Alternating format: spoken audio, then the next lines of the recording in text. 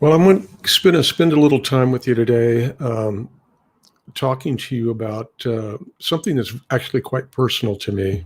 Um, Over the course of the last couple of years, uh, it's become necessary for me to take a more active role in as a caregiver and care manager for my mother. And it wasn't something that I paid a ton of attention to, but it became very clear that I had to pay attention to it.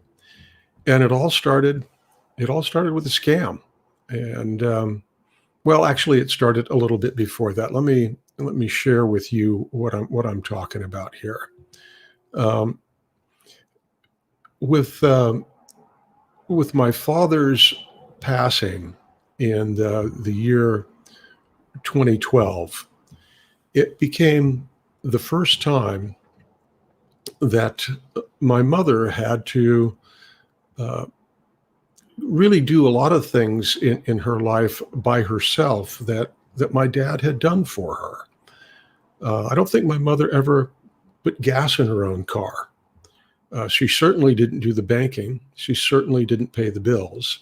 Those were the roles that my father performed, and he did them really well. Um, what is common with older couples, with any couples that have been together for a long time, that you fall into roles and you don't always know exactly how the things that are done that are being done by your spouse. Um, when it came clear to me that my mother needed help, I was out at my mom's house a couple of years ago. Now you have to understand, mom lives in Hemet, California, and Hemet, California is almost exactly 100 miles from my home in South Pasadena. 100 miles to the east, and it's about an hour and a half, an hour and 40-minute drive. Not the easiest of, it's not like you can just pop in. When you're going to Hemet, when I'm going to see mom, it's planned. I know making arrangements, so I'm going out to see mom on Thursday. I'm going to be there, and I'll probably come back Saturday morning. Situation like that. So I went out to see mom, and I went, and when I arrived, I went in and said, "Hey, mom," and she was in the office, uh, bedroom converted into an office, and she was in there sitting at the computer, and she was sitting there with a telephone in her ear. Her other hand was in her lap, and I noticed as I got in there that the cursor was moving around the screen all by itself, and that concerned me. And I asked, I said, "Mom, who are you talking to?" Well, she didn't really know. And what's the purpose of the call? I wasn't quite sure. And I asked her if I could help her, and she said yes. So she handed me the phone, and the individual who was on the line introduced himself as William Jones in a very pronounced New Delhi accent. And I asked him, red flag goes up. I asked him what the purpose of his call was, and he said, well, he was my mother's computer security consultant, and that his company had refunded some funds to my mother, but there had been a mistake. And the mistake was is they had overpaid her, and that he was wanting my mother to pay them back. And so I didn't know at first if this was legitimate or if this was something that I needed to be concerned about. In any event, what I did is I spent some time talking to them on the phone and looking at the information he was sharing with me. It became abundantly clear that something was wrong. They indicated that, yes, you can see this deposit here. And he had gotten into my mother's banking information, and she had let him in. So this was a problem. I eventually discovered that what he was trying to do is they had moved money from my mother's savings account into her checking account and represented that to her as being a refund that they had paid. See, here's the deposit. Well, it wasn't a deposit. It was just moving money between accounts. But to an elderly person who is not computer savvy, it could be perceived as being legitimate. Well, it wasn't. And what he wanted her to do was to go to Walmart, get gift cards, and provide the serial numbers of the gift cards to them in order to have mother pay back the amount that they had over refunded. This was my first clue that there was something amiss. It didn't stop there. This was, about 6 or 7 years after my father's passing, and we're now in 2018. My father died in 2014.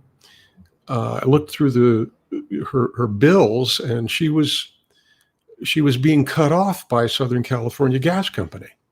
The gas company would not allow me to send them a check. They wouldn't allow me to go online and make the payment. They wanted cash, and they wanted somebody to physically show up in one of their offices to make that payment.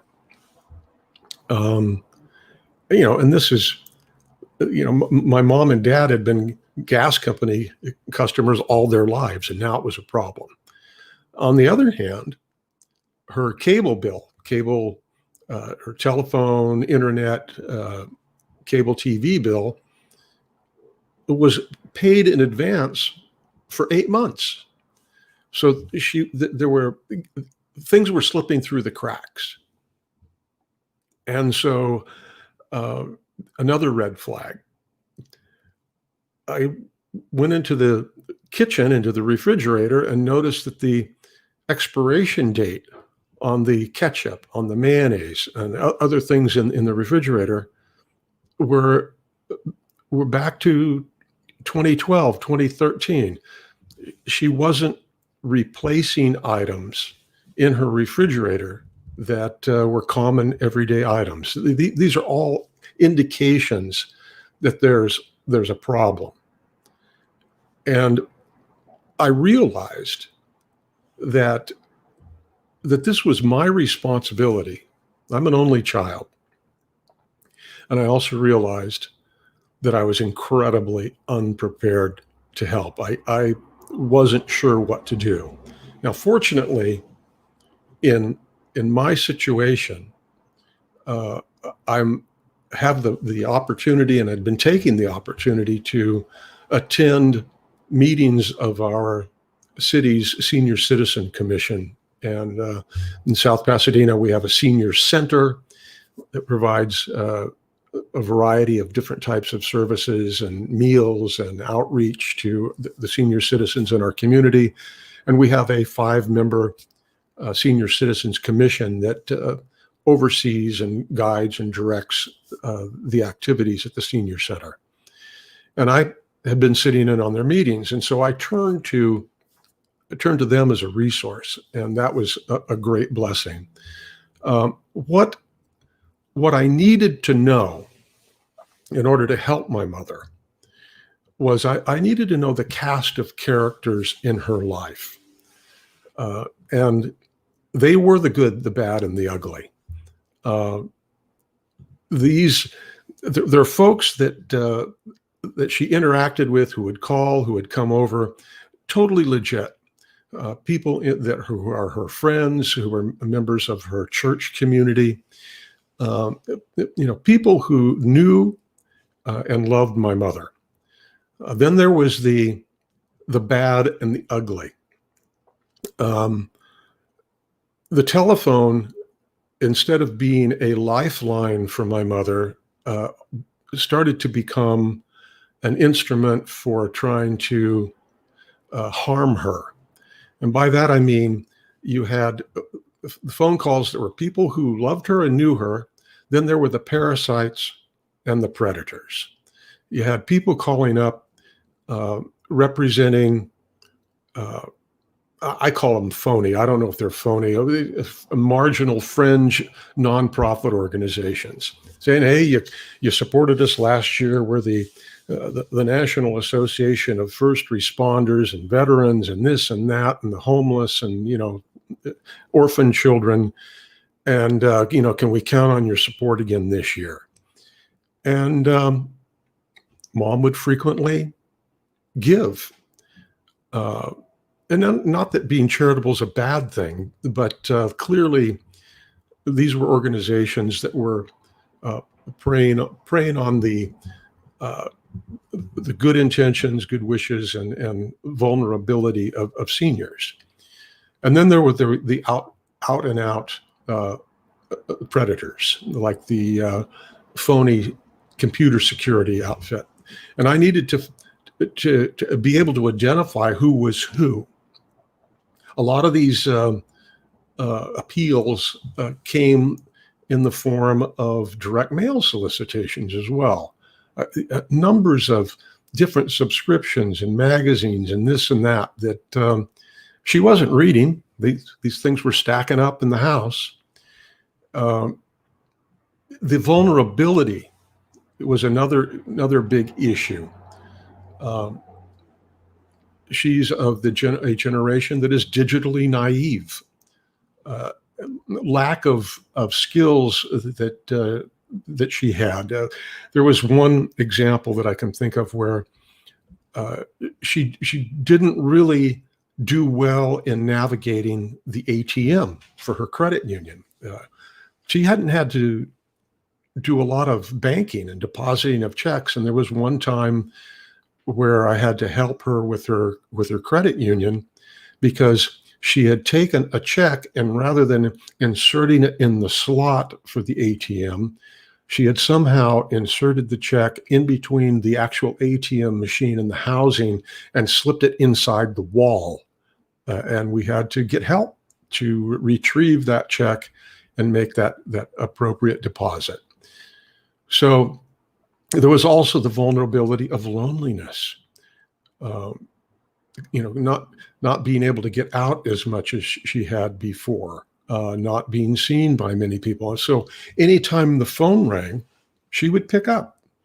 Now, part of that is the vulnerability of loneliness, and part of that is generational. Telephones entered my mother's life at a time where there weren't answering machines. There wasn't voicemail. When the phone rang, you'd break an ankle trying to get to the phone in time, because if you didn't get there before it stopped ringing, you wouldn't know which of your friends called you, and you'd have to dial them all up to find out who tried to reach you. So the propensity was and is to answer the phone. No matter how many times I would suggest to her that if she didn't recognize the phone number, it probably wasn't a good idea to pick it up, let it go to voicemail. No, that habit, that ingrained, I've got to answer the phone because it's polite or whatever it might be, it was so present that it left her vulnerable to the parasites and the predators.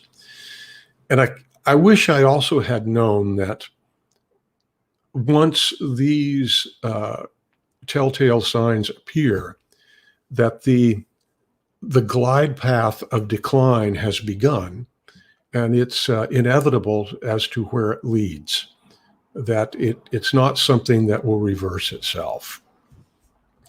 So what I needed to do, the three areas of the legal issues, automation, and protection were the steps that I had to take. When it became clear that her banking situation had been compromised, it was, and we tried to get that resolved. Well, she had to be on the phone with me in order for me to interact with her bank, her credit union, in order to get things taken care of. So it became clear that there was a legal aspect to this that needed to be addressed. And the first part of that was having the conversation with her. My mother and father had established a living trust, which was a wonderful thing. And I had been appointed as a successor trustee of that trust. But what my mother needed was not someone who would succeed her after her death. She needed somebody who could help her today, help her now. She didn't need a successor trustee. She needed a co-trustee. But in order for that to happen, she needed to be a willing participant in that. So the conversation was around, would you like it so that I could help you? Would you be more comfortable in taking care of things if I could assist you directly? And my mother, bless her, was open and willing to have help. I know this conversation doesn't go as comfortably or as easily in all families. I'm grateful that it did in mine. So with her blessing, with her wanting this to be something that was done with her and for her, the next step was to take the existing trust documents that existed and taking them to our attorney. Now, the type of attorney you want to turn to is one who is both knowledgeable and conversant with estate planning as well as elder issues, senior issues. And we got the trust restated so that I was a co-trustee with her. And another very important document that comes along with that is a document called a durable power of attorney, which appointed me as co-trustee as someone who could have the legal standing to act on my mother's behalf, both in her financial affairs as well as issues surrounding her personal care and her health care.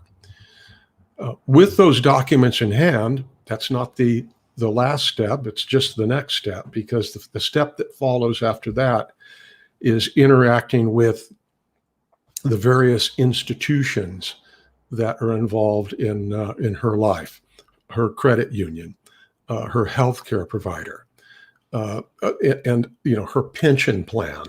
All of these issues, and she had because she had been a telephone company employee, and part of her employee benefits was to have shares of old AT&T stock when AT&T split up into Verizon and Vodafone and the other so-called baby bells.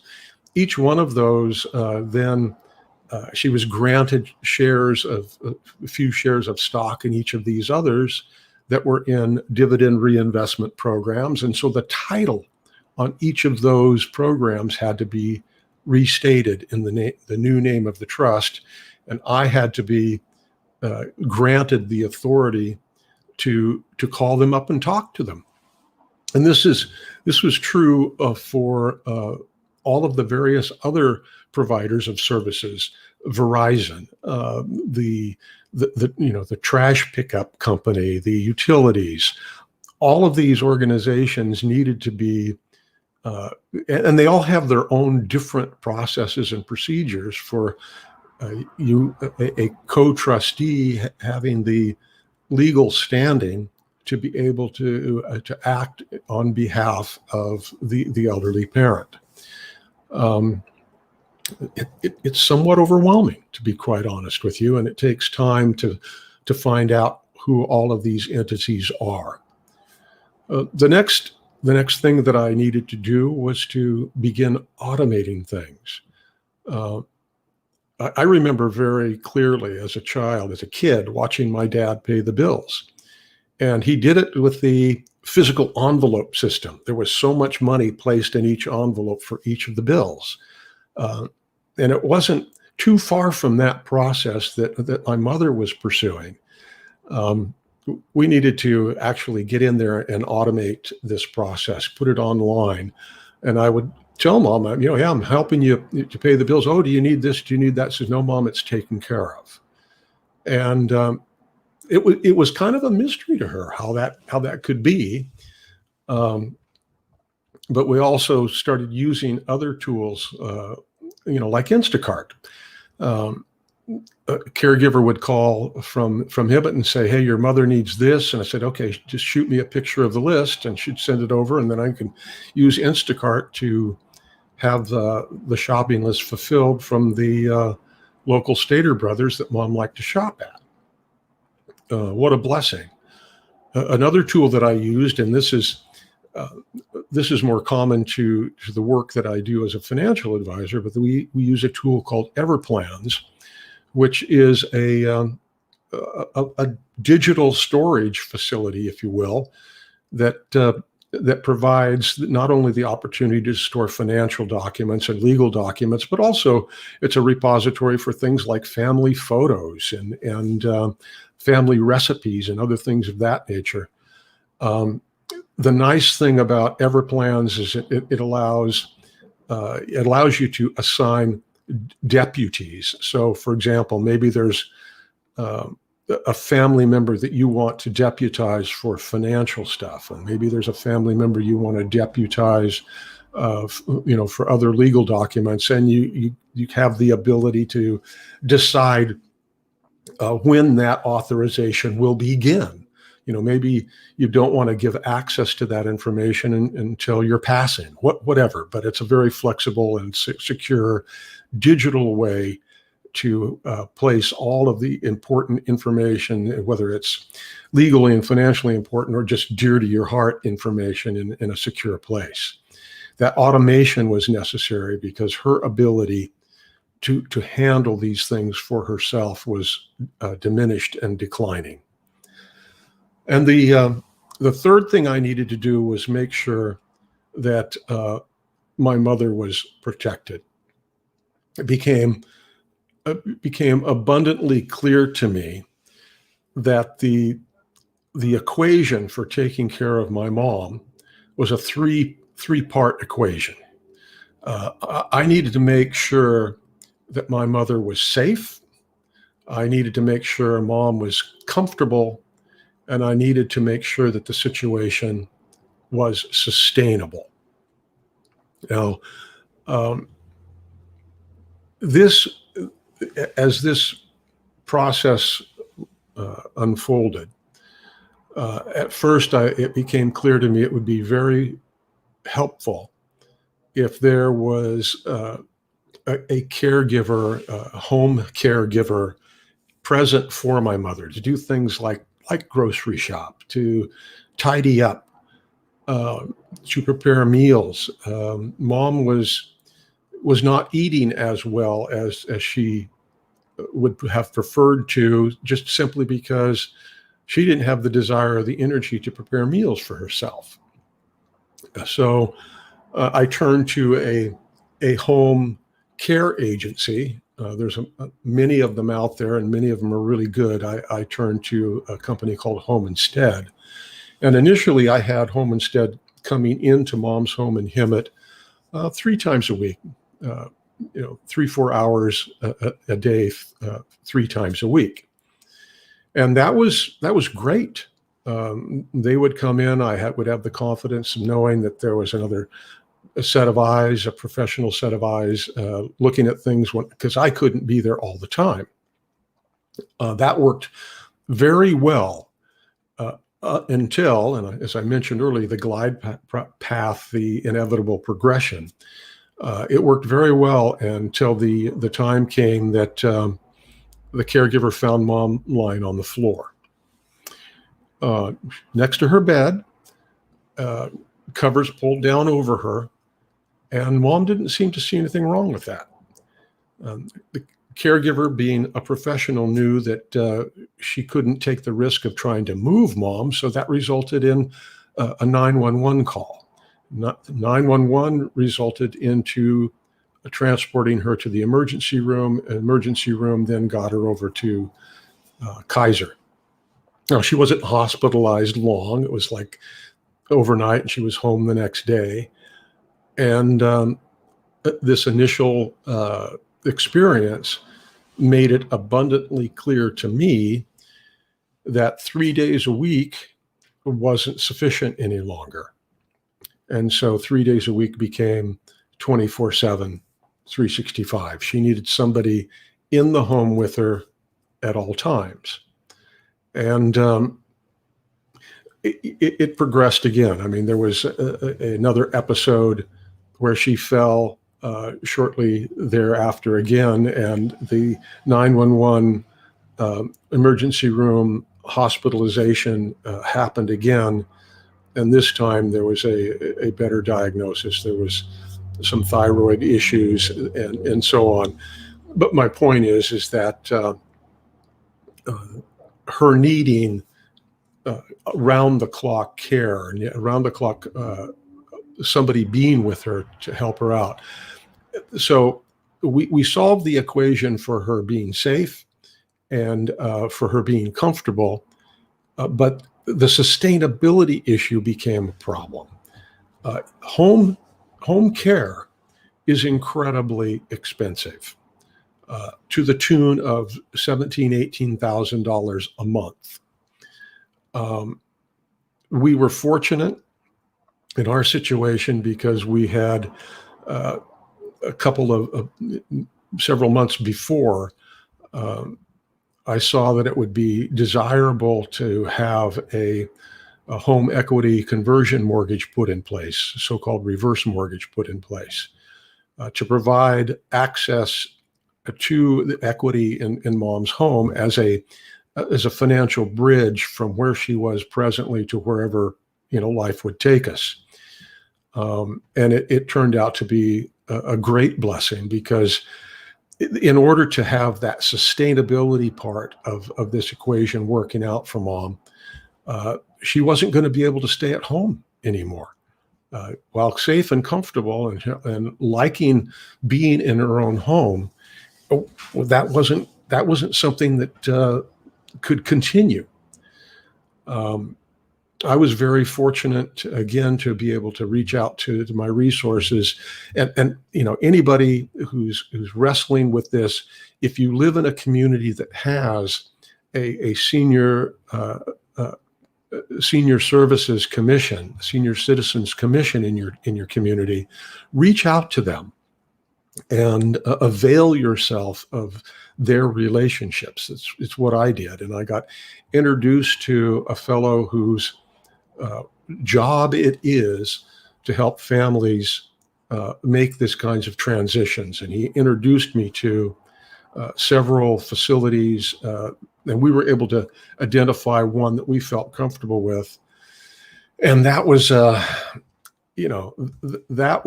going back to the move part of this, which was a challenge. Making the move, as I didn't know how to introduce that to Mom, and I engaged in what I learned is called a therapeutic fib.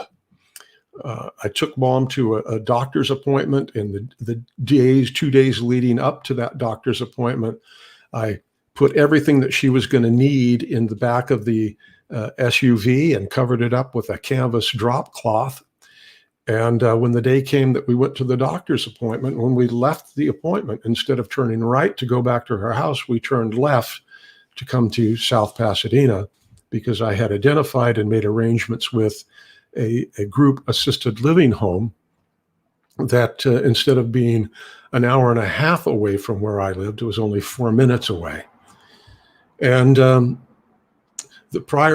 week prior to this happening, we had the annual termite inspections come out, and I referred to that to Mom, and I said, Mom, the termite people came out last week, and the news was not good. Here comes the therapeutic fib. We're going to have to tent the house and treat the house, and you can't stay here while they're doing that. So I've made arrangements for you to come stay by me temporarily. And that's what we did. And the good news is here in 2020, we were able to make that transition on March 3rd. And of course, the following week, the world shut down due to the coronavirus. So I'm very blessed, and we are very blessed that we were able to do that at that time. But these are issues that every family will face. When you're talking about aging parents, some families will be able to take care for their elderly loved ones in their own home if the family situation is such, if your physical layout is such. Even if I had desired to do that for my mother in my home, our home doesn't lend itself to it. It's a split level mid-century home with the bedrooms upstairs, the main floor, and downstairs.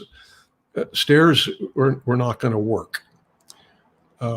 So anyway, these are just some thoughts. I wanted to share my story with you. I hope there's some value in it to you. I pray the very best to you and your family. If you have the good fortune of having a parent who lives a longer life. My mom's 93 now, and this kind of a transition for her is inevitable. And I just I wish you all the best, and thanks for checking in. Leave a comment, drop me a line if something like this is of value and use to you. I'll do more of this, but I appreciate you spending the time with me today. Take care. Happy Thanksgiving, everyone.